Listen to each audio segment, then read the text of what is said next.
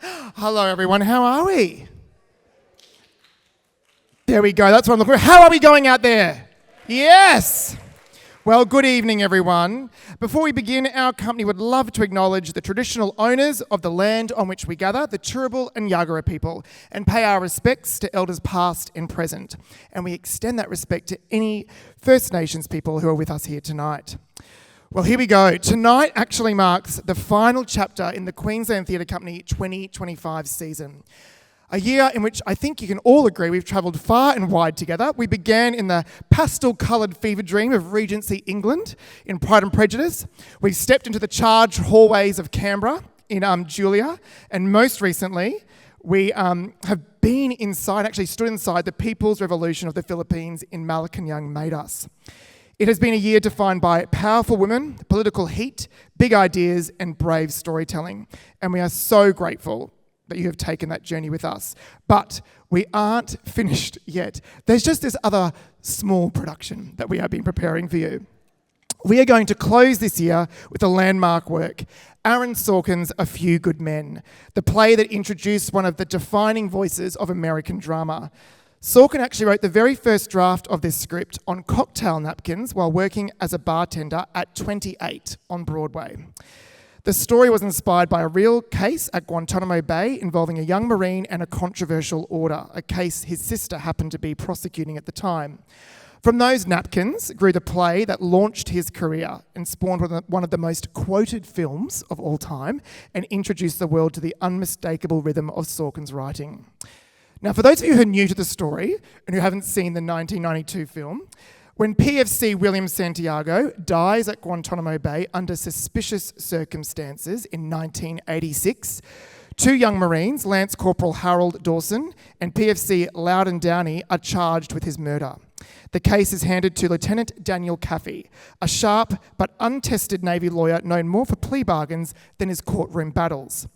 As Caffey, Lieutenant Commander Joanne Galloway and Lieutenant Sam Weinberg investigate, they find themselves pushing against a wall of secrecy, obedience and fear, all of it pointing towards the uncompromising authority of one Colonel Nathan Jessup, the commanding officer who does not like to be questioned. What begins as a routine military procedure hurtles towards a confrontation about loyalty, justice and the dangerous power of truth.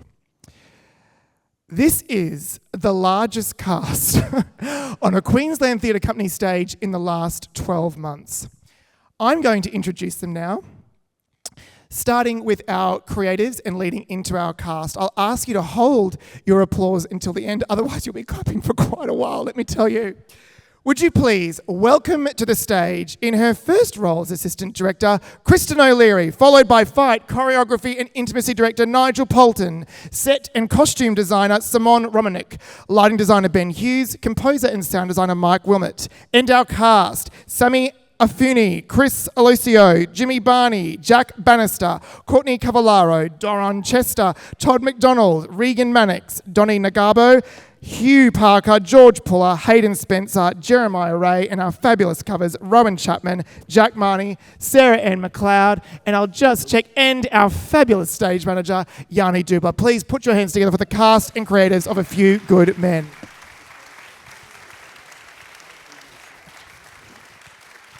Hello.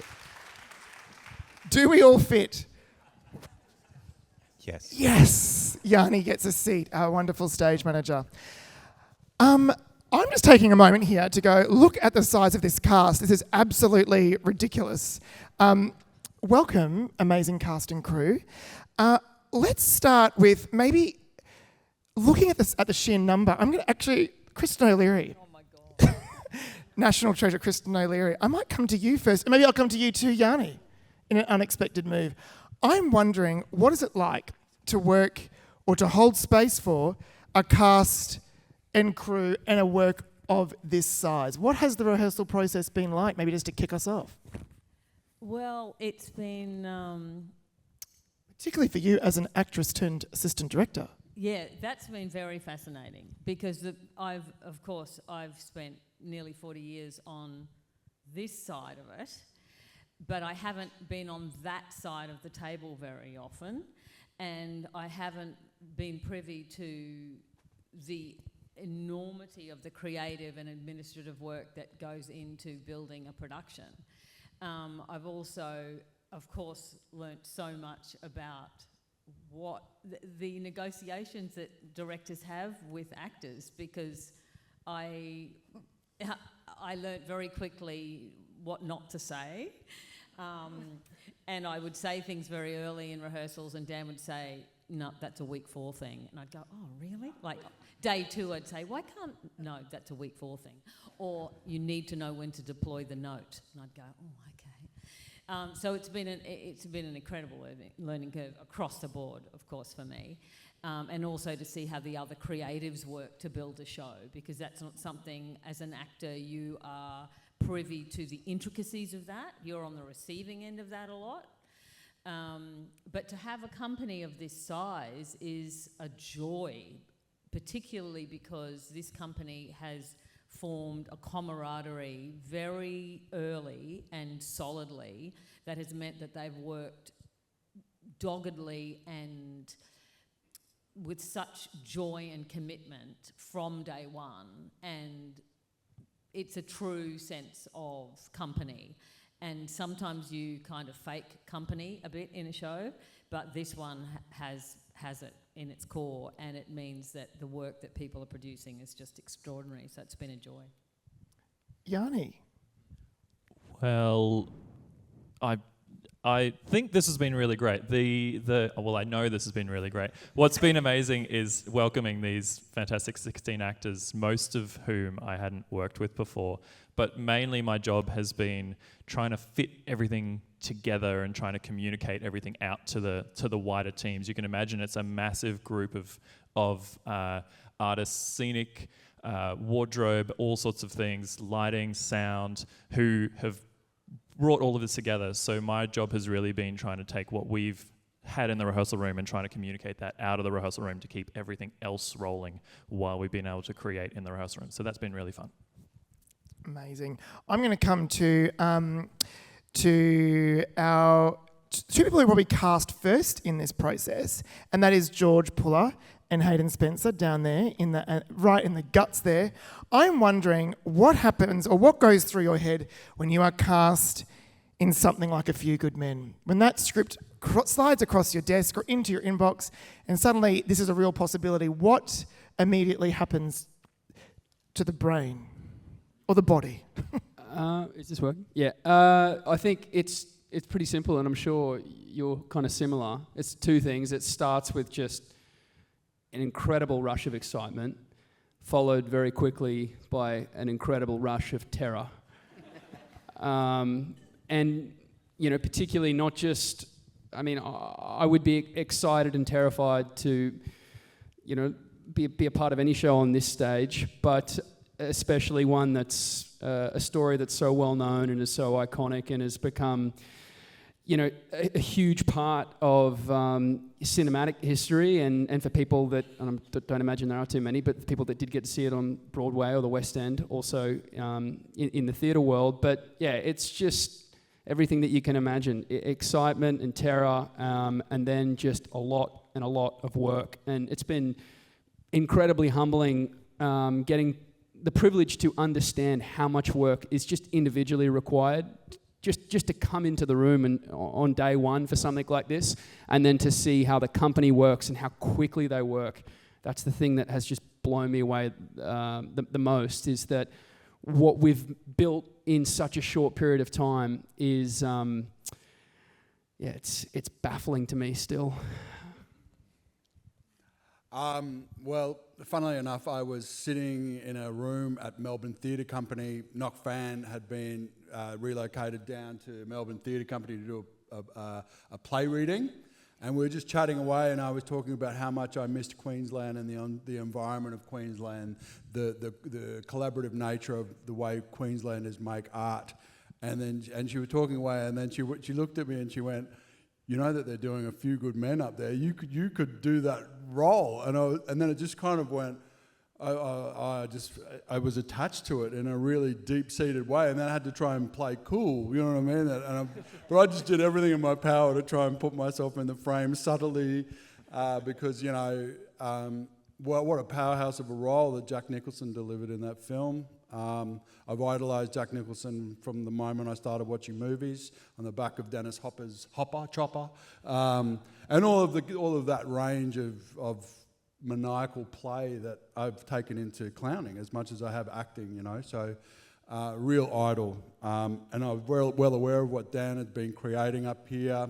The noise, the vibe is permeating down south. I've worked with Kristen previously as well. I met George, and we shared our love of the Brisbane Lions, and so it was like too many wonderful things that were happening, and then I'm going to probably.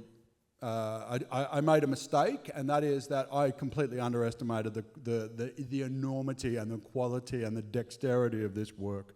You might be sitting there the same. You've encountered the film.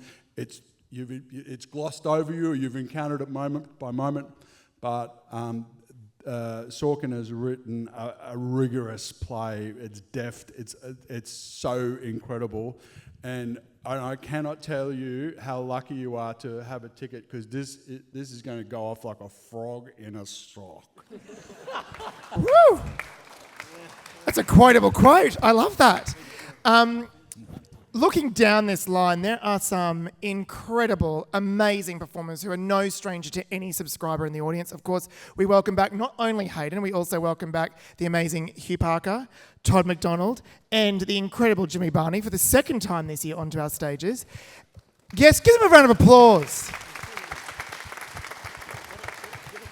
They are our returning war heroes up against some young guns. And I think one of the joys for me of this room has been the intergenerational room and seeing these kind of like different skill levels and ages mixing together.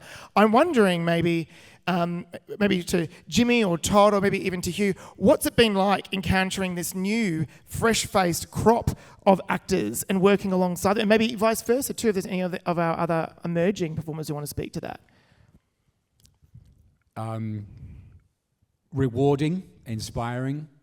You get to see. There's also, I think, reflections of oneself. You say, you've been around the block a certain amount of times yourself as a performer, as an actor, and I guess you remember your own energy, your own raw enthusiasm, your own sense of drive about getting into a space, and you think, I wonder what that looked like, and then you meet it and you go, oh, that looked pretty good. To talk about it that way as well also, I think sounds like we try to put ourselves on a different level of a pedestal that doesn't necessarily exist. It isn't necessarily about the age or, I don't think, the experience. I think it's about the attention you give your work.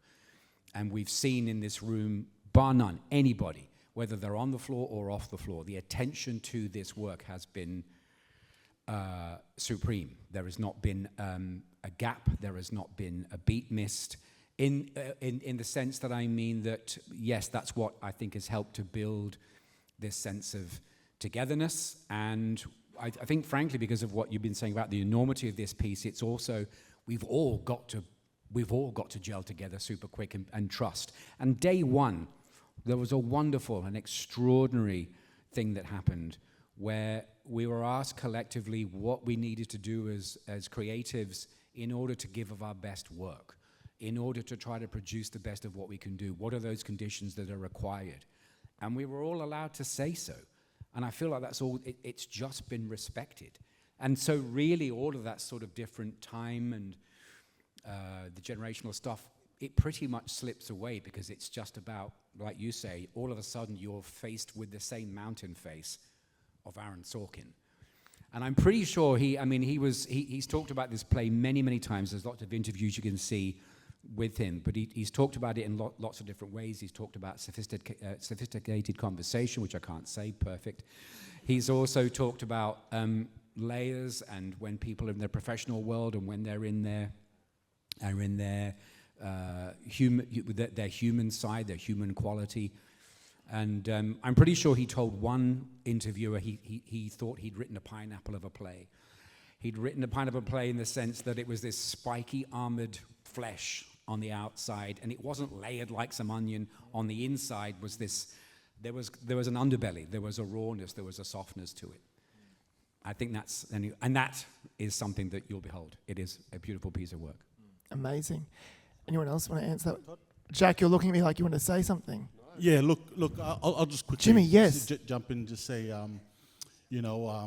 this has been an amazing, not experience, but time where it's lovely to do a show that is out from what I usually do. The work that I've done, with Othello, Dear Son, even Who's Afraid of Virginia Woolf we did with Sister Margaret Harvey, but there was always a connection to my Torres Strait Islander heritage, or my Aboriginal Torres Strait Islander responsibility that I have to share. This is actually way off. It's on the other side, and I am loving it because it gives me the opportunity, and thank you, Dan, for giving me this opportunity, because it challenges me as an actor, a storyteller, to actually jump into accent work, a character that is so far away from me, and I've loved every second of it. And I'd just like to say, to answer your question, Dan, I came in just a week later, and when I got into the room, the energy and the work ethic, the vibe. Oh my God, it was just so powerhouse in the room with everyone here. The accent, I was so intimidated. I was like, oh man, here we go. And I just want to say, hey, like to all of you, hey, like as soon just sitting there and listening to you, just pumping out that accents and from whether it's from South or the detail, and thanks to Gabs, our accent guru who guided us. But it was like, oh yeah, this is why I chose acting, this career, is to sit in a room where I can actually escape and challenge myself. So yeah, so you, as many of you know of my works, like this is I'm having the best time. Yeah. So good.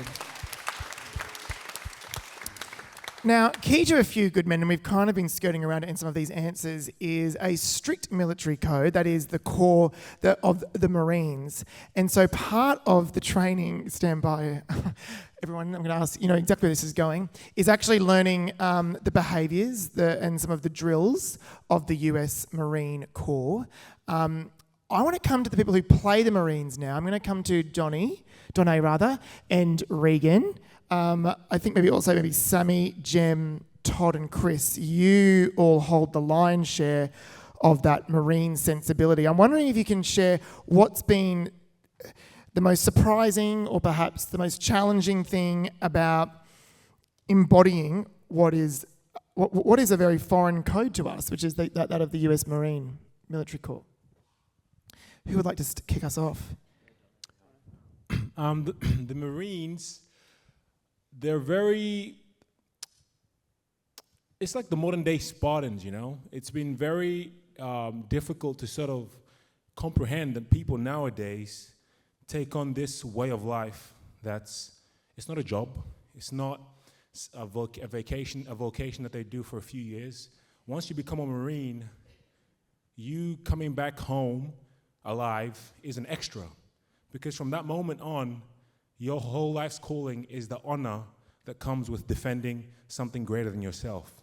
So that sort of drive towards this culture and this way of life that they get trained into them at the boot camp, and they carry on loud and proud with their chins up high, knowing that no matter what happens, if it is in service for their code, then it's worthwhile, has been something that I've had to keep reminding myself that no, when these people talk about honor, when these people talk about the country, the core, God, it's almost greater than themselves. It's not, the work ethic of the workplace. It's not HR.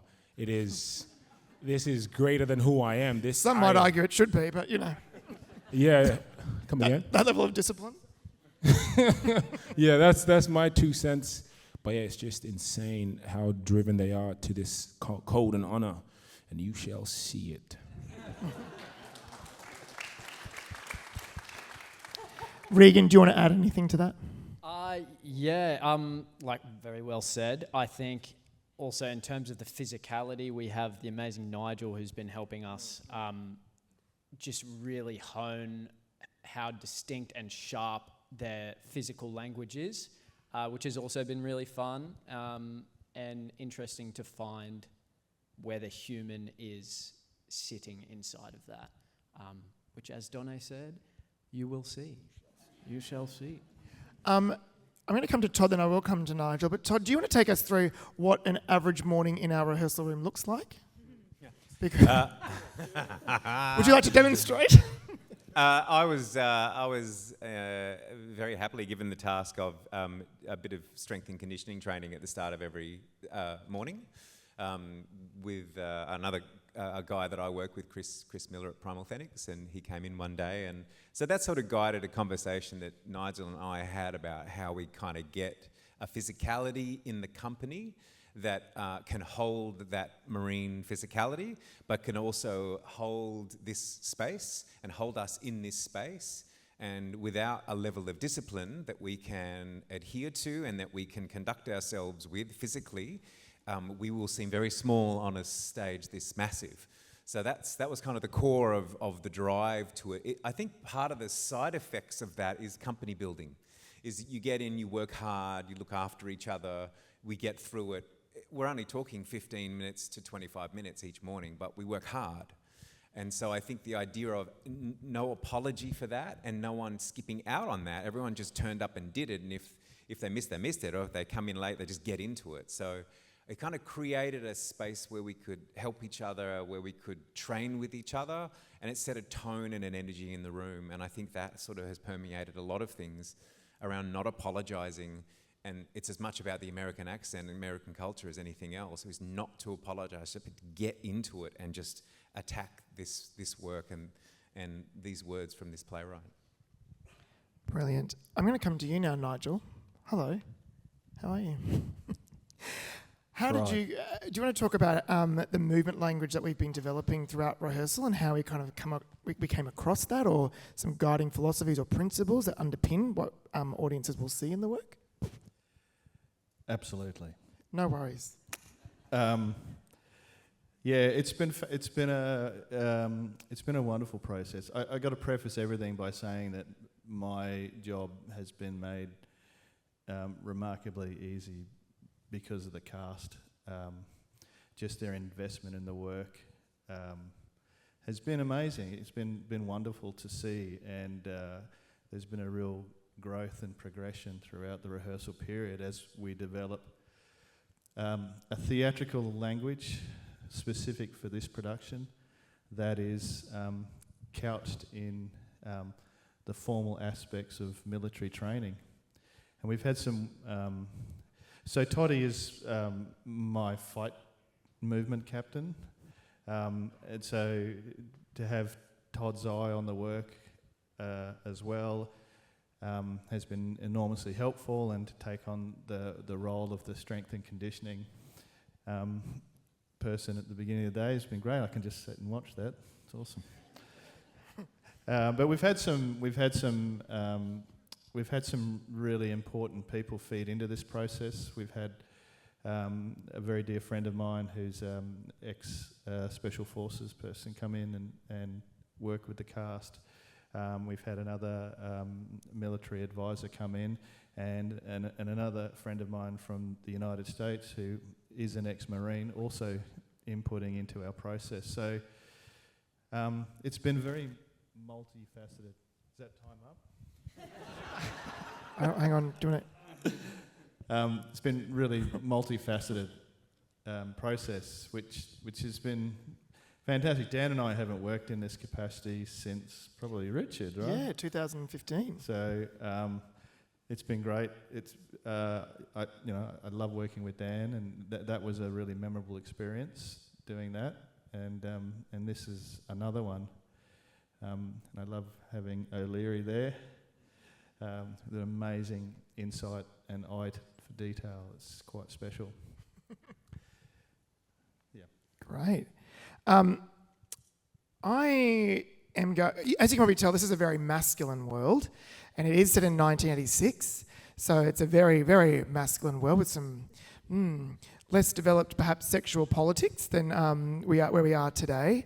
I'm going to come to our lone solo female cast member, Courtney, sitting there in the middle. Woo! Who is doing such beautiful, nuanced, incredible work across this play. Courtney, how has this experience been for you? Dreadful. No, it's been really wonderful. I mean, anyone who knows me outside of a room knows that my personality is probably a little bit militant-like. I love digging into hard work, so starting every day with a movement call has been a real joy for me. Yeah, I don't know. In terms of who Jo is in the play, it's something we've been focusing on in this last week of rehearsals.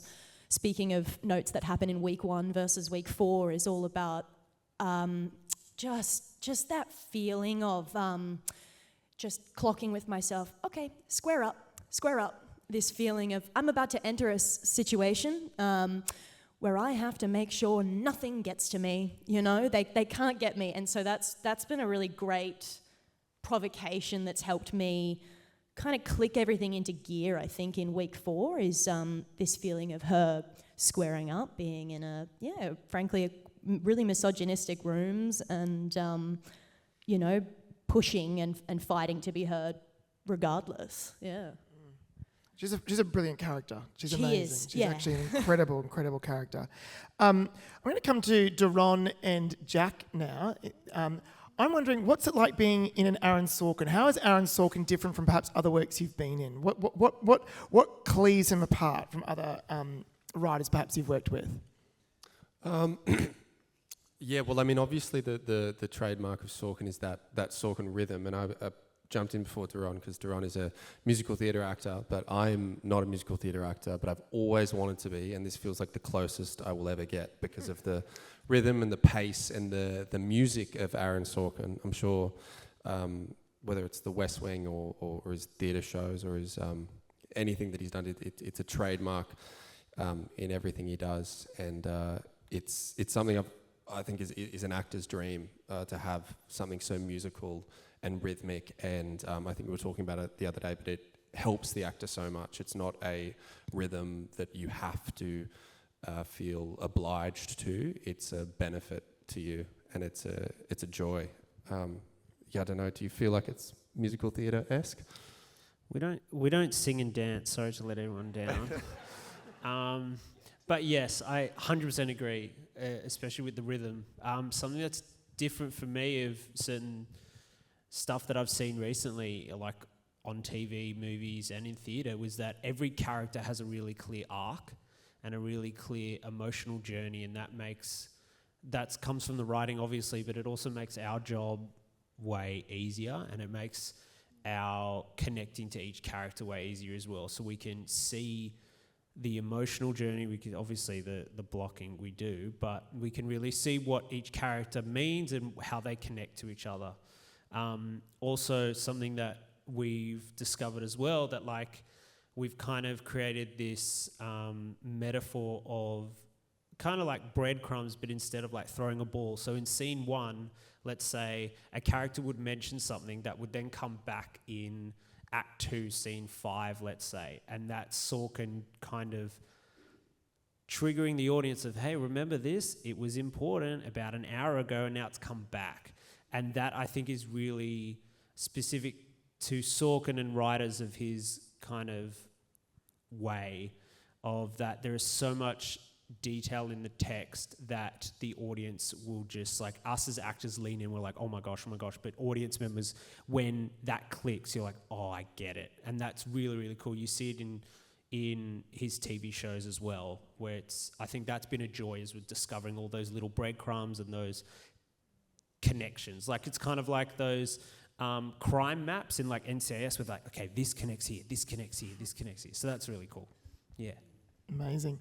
I'm going to come to Chris, maybe, and Sammy now. I'm wondering what has been the most challenging part of the rehearsal process, but also what's been the best part of the rehearsal process for you two? Most challenging? I think just having to put up with these guys every day.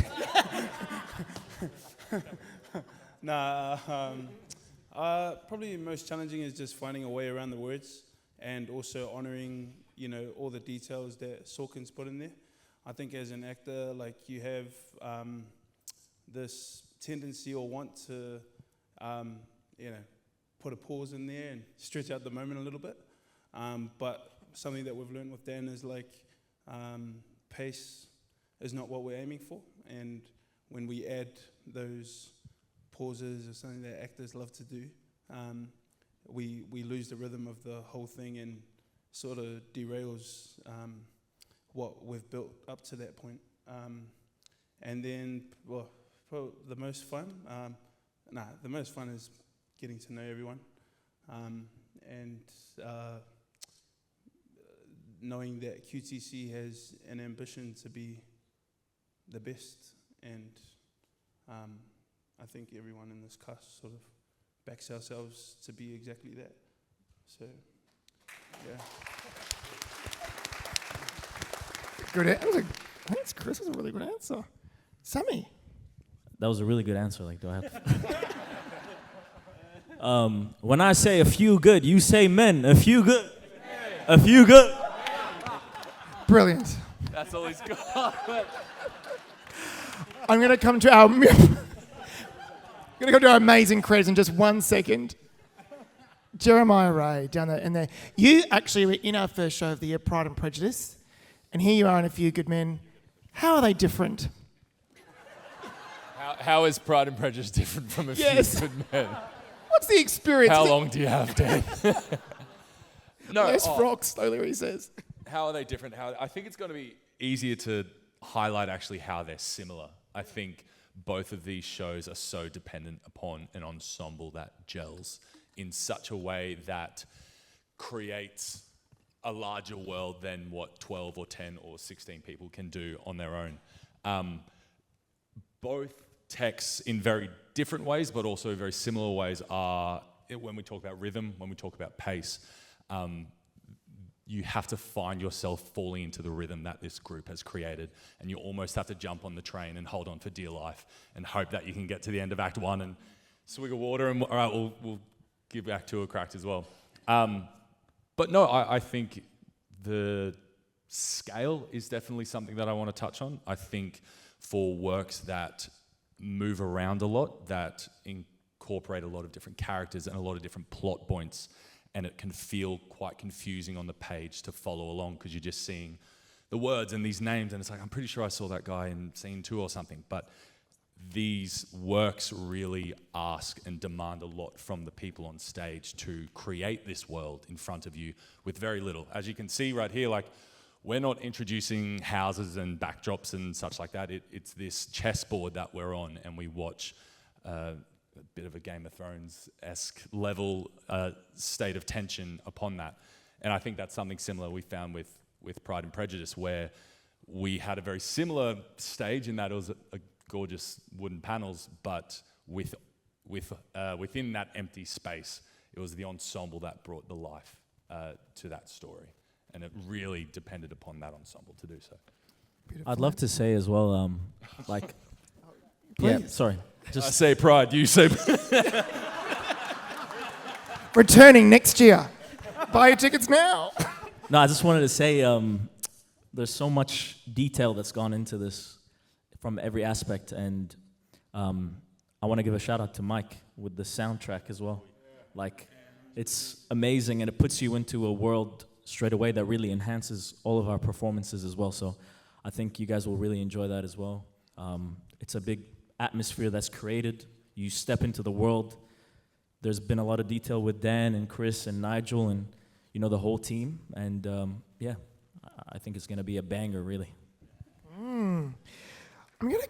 Yes, please do. Please applause. I'm going to ask some questions now of Simone. This is your beautiful design that we're sitting in, and this is probably our first time as a cast and as a company seeing it, actually walking on it for the first time, that you have all witnessed tonight. I'm wondering, how did you come to this design? How did you settle on this design, Simone? And what does it mean to you? What does it invoke for you?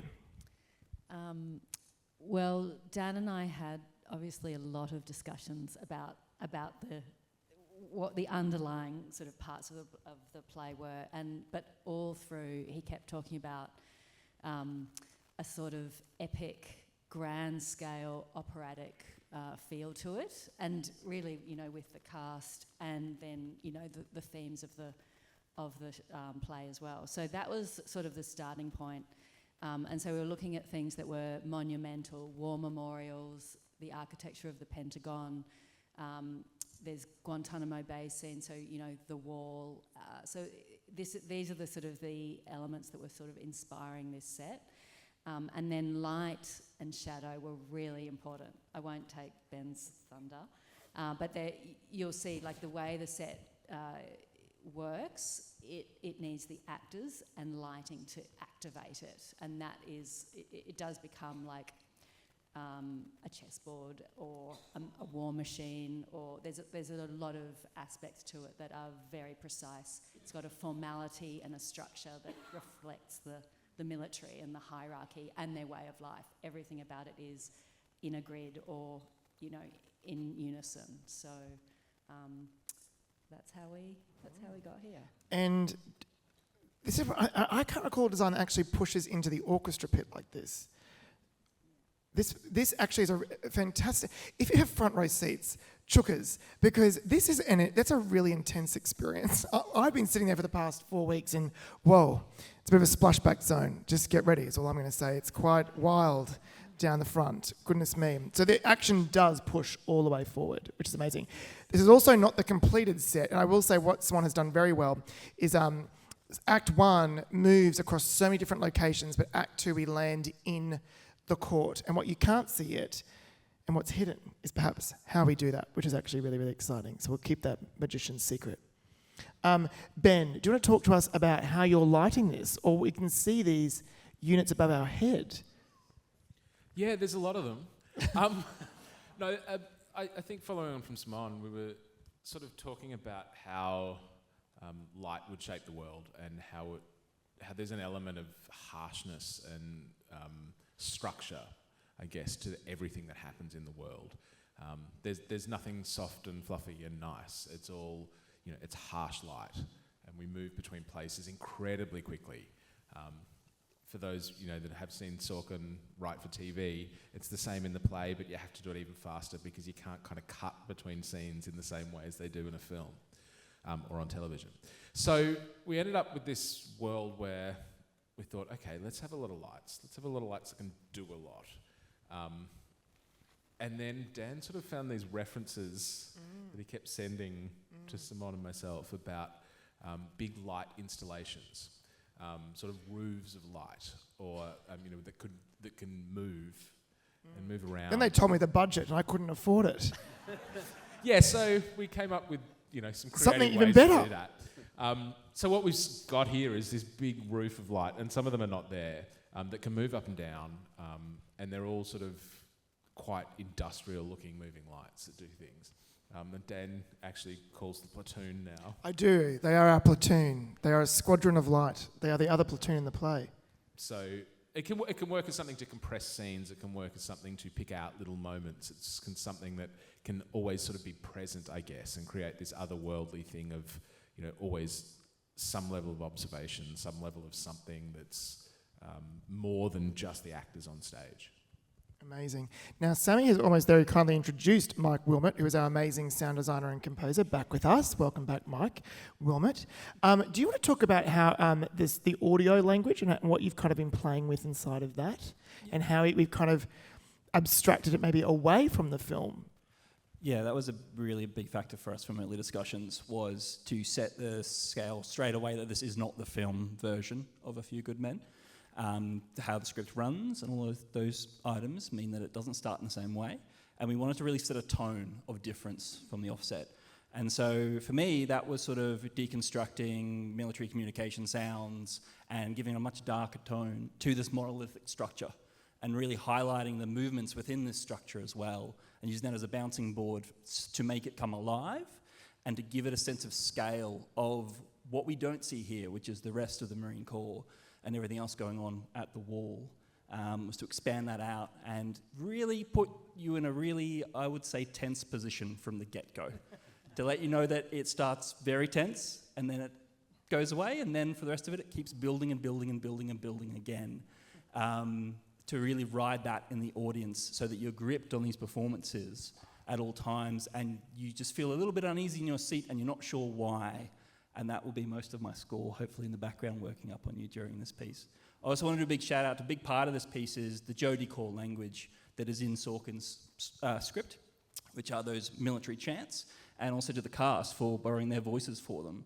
And you will hear them very loud and very intensely throughout this piece, booming through all these speakers in the space that we've arranged for you to really put you in the middle of their calls.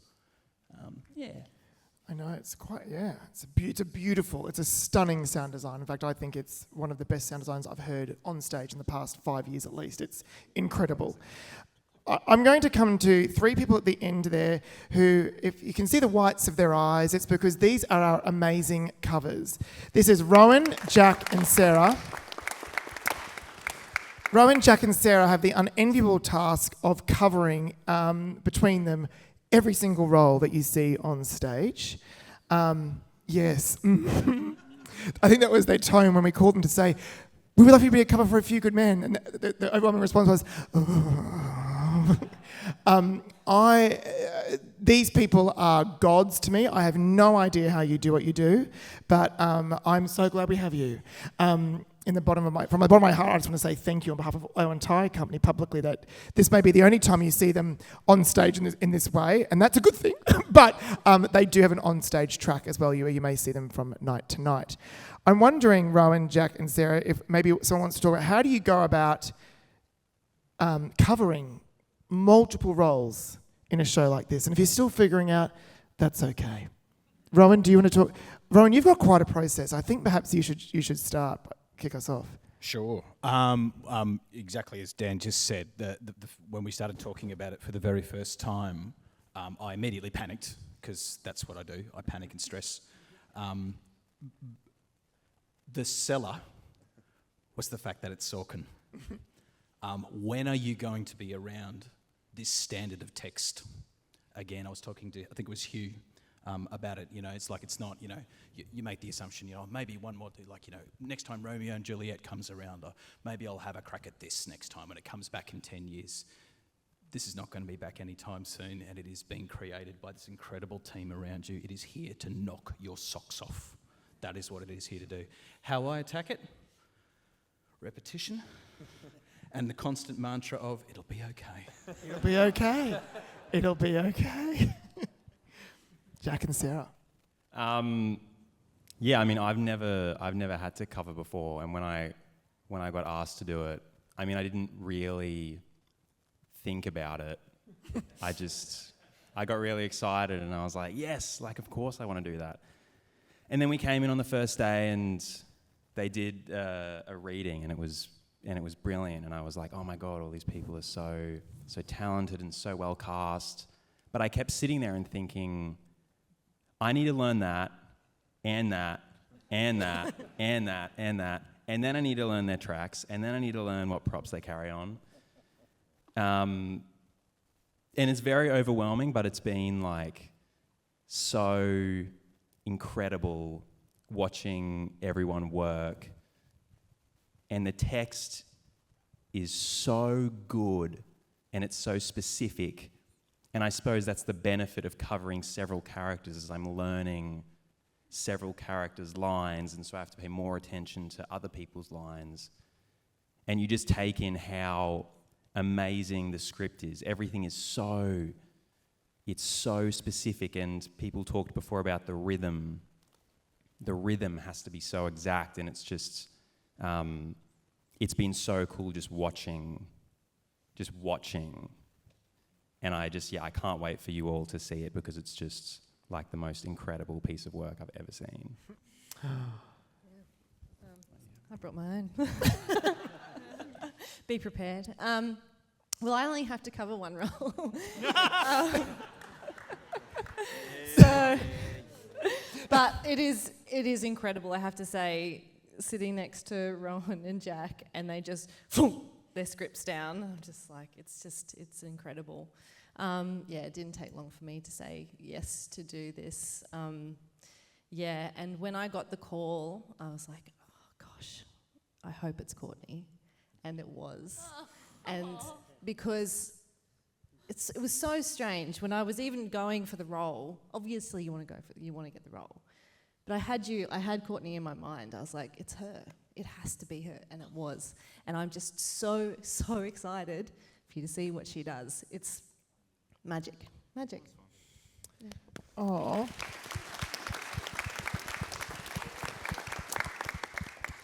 This is such a divine company, and we are in their presence for the next 15 minutes. Does anyone have any questions they would like to ask about any aspect of the rehearsal process, about the production at all? Is there a hand up? Of course. Of course.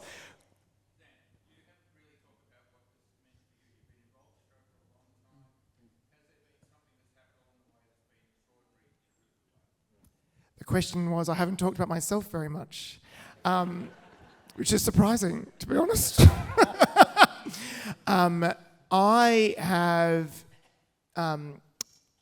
It was actually me who went into my CEO's office almost a year and a half ago, and we were looking for a season closer for 2025, and I had not even applied for the job of artistic director yet. And I had the gumption and the daredevilry to go, I know what it is. And I slammed it down on Karina Gerke's desk and I said, it's Aaron Sorkin's A Few Good Men. And she said, do you have the rights? And I said, absolutely not. And she said, can we afford it? And I said, of course not. And she said, how many actors? And I said, only 8. That was a lie. So I made my CEO, oh my gosh, this is being recorded. I made my CEO think that this was a play with 8 people for a good 6 months. And I can see Pip there, Pip Boyce in the green dress, who is our amazing producer. And I kept coming to her week in, week out going, no, it's definitely 9. We can do it with 9 people. And then I would come back the next week and go, it's definitely 11, but it's not going to get any bigger than 11. And when I said it's 14, that's when the CEO called me back in and said, what is going on in Denmark? And I snuck it in because when I unearthed the script and read the Broadway production, I have never encountered a script that excited me as much because of the economy of dialogue, the rat-a-tat dialogue that's in there as well, but also the way that Sorkin can cut to the quick of an idea is second to none. And I can't believe that, and I can believe after unpacking and figuring out how he wrote it, why it moves so fast, because a cocktail napkin's not very large, and so the scenes only go at max for about a half a page. To give you some sort of context, the first scene has 29 scenes in Act 1. Pride and Prejudice, for example, had 8. So it moves so alarmingly fast, and it's the one script I picked up in the last 2 years that I was actually really terrified of, and I thought that's a reason to do it. So it was actually blind panic and fear that drove me, which sounds like a really unifying theme from everyone on this stage tonight. And a part of me found myself talking to the cast about 2 weeks ago going, you can't be afraid of it, you've got to learn to ride it. And it was advice that when I was driving home, I went, that's actually advice I've got to take for myself, because you actually can't get spooked by the Sorkin of it all. You've actually got to understand that you've got a license to drive it, and I believe that we've earned it. So that was kind of my in. And it's Sorkin. I mean, I'm kind of feel like how Rowan feels. It's for me, he's like a contemporary Shakespeare. He's absolutely incredible. Plus, also, it's really different for me. There's no confetti. There's no flutter. Like I've tried to put it in multiple places, but to no avail. Any other questions? I'll come. Anyone? Any questions? Yes, down the front here.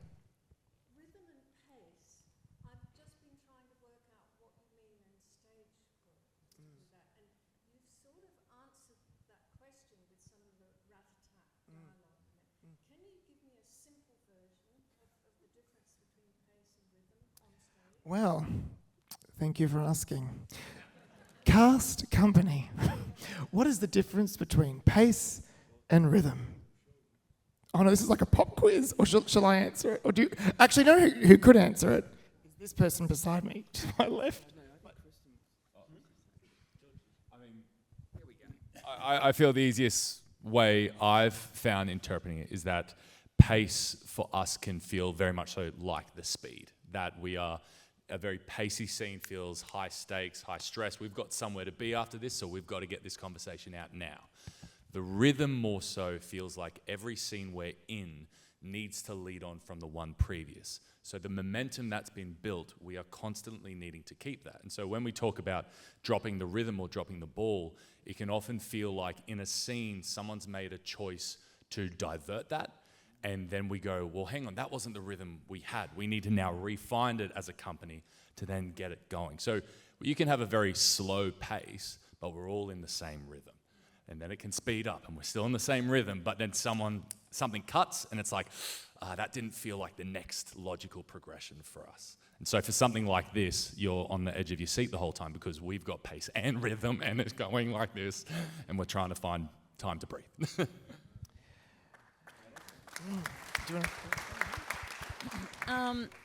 It's tricky.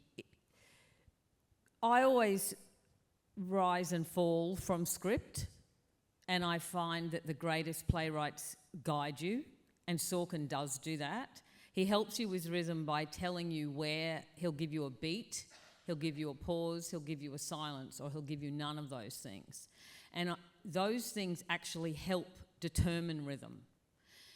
So when you ignore them and decide to first of all, as a company, you decide how long is a beat, how long is a pause, how long is a silence. That affects rhythm.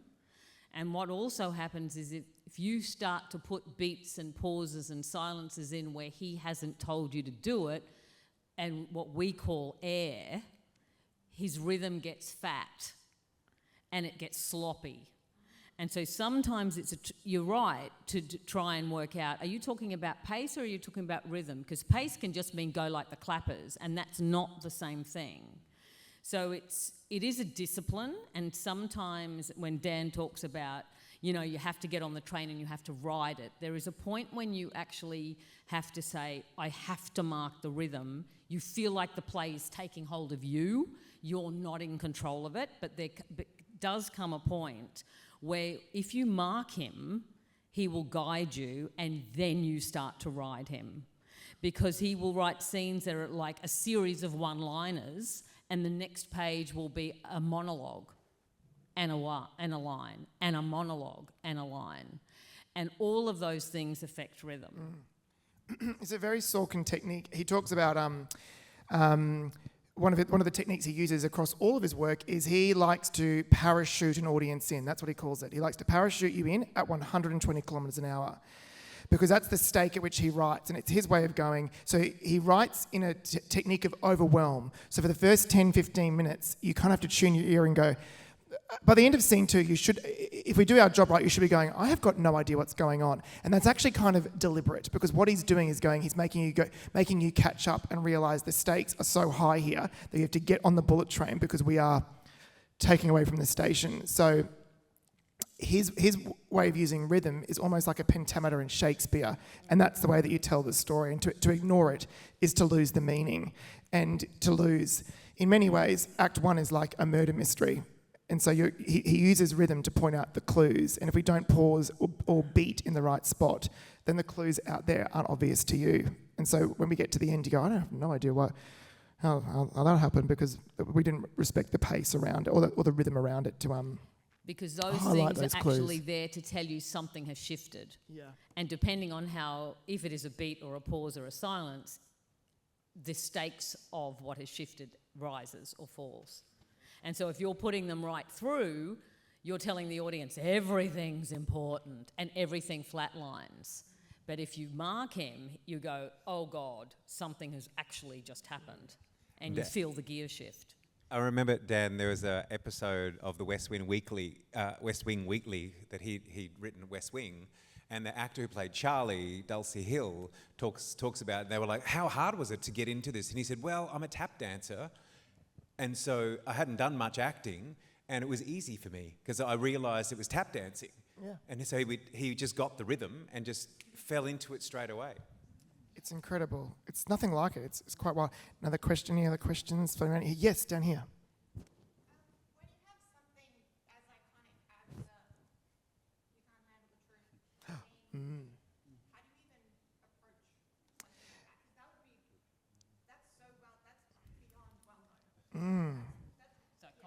It's iconic. How do you approach the "you can't handle the truth" scene?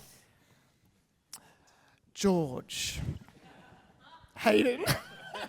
I default to you because it's brilliant what you do. I don't know, you're making me really question how we've approached it.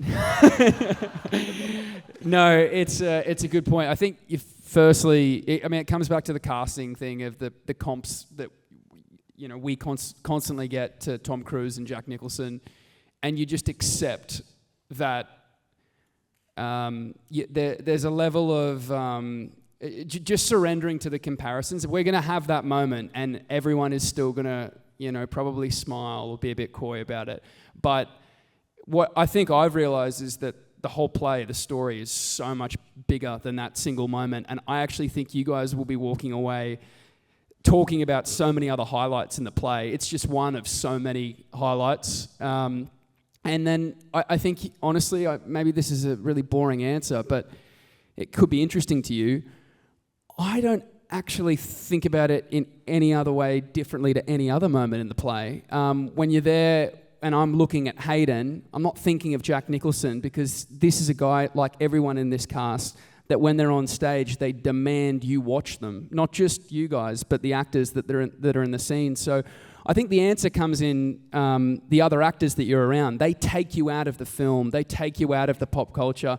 This guy does something that's completely different to Jack Nicholson, and yet also there's similarities. And I don't know, every time I'm in a scene with you, I'm just looking at you because you demand that I look at you, and so I'm not thinking about the moment. I hope that gives you some clarity. You say it. No, it's just that. I think it's phases and stages. I was talking with Gab, our vocal coach, and obviously there's, in the forefront of your mind and the forefront of my mind is that iconic picture and that sound. And it's in the room, right? Like, it's in the room, but then I was saying to Gab, and I've got an actual life reference, like someone I'm modelling the character on, you know what I mean? That is an attachment.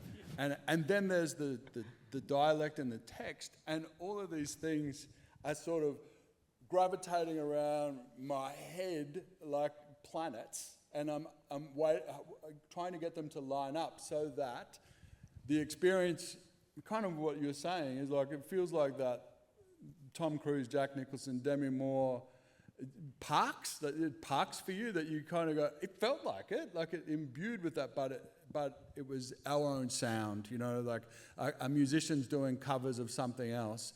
But what ends up happening is that Hugh Parker does most of my research before I come into the room. And so he was telling me, he showed me a video of Sorkin in an interview, and I don't know if this is known to you, where Hugh was saying, you better watch this, Hayden. And it's Sorkin saying that wrote the play and then participated in a script writing process for the film, and then after that process went and wrote the Broadway production.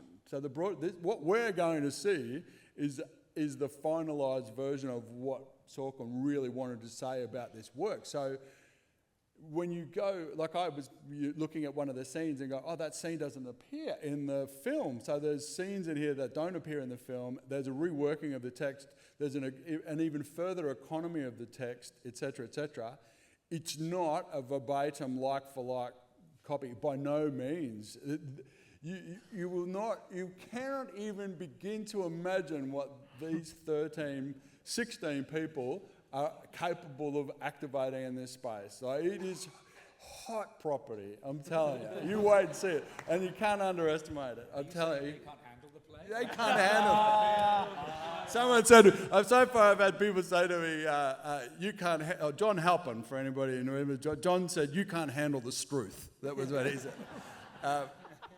Should we do it all in Australian accents? That'd be really great. That'd be really different. I will say that what every single person on the stage has done, and I've been so proud of them. Earlier, we were talking about this the other day, they have, through intense precision and intense respect for the characters, they have actually cleaved these characters away from the celluloid version of them, and they feel almost anew to me, and the story feels anew to me. It's incredible to watch. I sit in awe of what these magicians do day after day. I can't wait for you all to see it. We have time for one more question before this person here shot their arm up. Yes.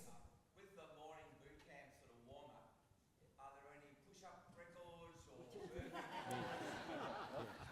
or? We have a question about the morning warm-ups. I have actually the record. I have the most squats out of everyone. So, yeah, that's just me, but I don't know. People can do push-ups and clap in between them. I can't do that. That's amazing. Can't you? Some people can do that. I think, yeah, Rowan's got the push-up record. Hey? Rowan's going to show us. Jamming. We've got push-up club, though. Push-up club is important. Yeah, it's not like push-ups. It's like frog squats and, it's like a mix of gym and artsy stuff. I didn't realize that it was strength and conditioning up until week 4. So for 4 weeks, I seriously thought Queensland Theatre just didn't do warm-ups. They did hot-ups. I was like dying by the end of these warm-ups. I'm like, what's going on? And then when I noticed that I was moving a lot finer, I'm like, oh, damn, these 30-minute things have really been helping. And I was like, oh, these guys are smart. They caught me off guard. It's been... me and O'Leary always know it's time and it's almost over, because what do you guys do that, like, where you start groaning and like yelling out loud in a primal way? What's that? Where you're all going, ah! What's that? Oh, that's just you. That's just you, Parker. I think you're holding a squat or something's happening, but it's quite amazing. It's quite amazing to watch. Okay. This is the last play briefing. Oh my gosh, we've come to the end of 2025. This is incredible. I just want to say a really heartfelt thank you for everyone who's been a part of these play briefings and has come along. And if you've been, I know if you are a subscriber, if you have been with us all year, thank you. If you've been here just a couple of times, thank you. It means so much to walk out here and have your absolute support and to be able to share this at this point in the process, because we often go, oh, I hope people come. And they do, and it's amazing. So it's been so wonderful to feel your support across the year. We should mention that we are really proud to present this show in association with QPAC as part of their 40th birthday celebrations. And that is honouring 40 years of QPAC and 40 years of QPAC programming. And it says here, I've got to say this, it honours 4 decades of joy, inclusion, gathering and stories, which is very nice. I'm also here to remind you, I'm being forced to say this too, but I want to say this, that our 2026, and I'm looking up the back to my head of business growth development, who's waving, our subscription packages are also still available. I'm sure everyone here in this audience has their 2026 subscription package already. Who does? Thank you. Thank you. Very well done. They are the perfect Christmas present. And on that note, we really do hope that you have a safe and happy holidays over the next few weeks, and we will see you when we are back here on this stage on Valentine's Day in 1922 for our adaptation of The Great Gatsby. Until then, I think it's going to be fitting to go to wish you all the enjoyment of what you're about to see in Aaron Sorkin's A Few Good Men. And I'm going to borrow from Sammy and close out with, how do I do it? So when I say when I say A, you say few good men. A! A! Thank you very much. Thank you, everyone. See you very soon. Court is in session. Thank you.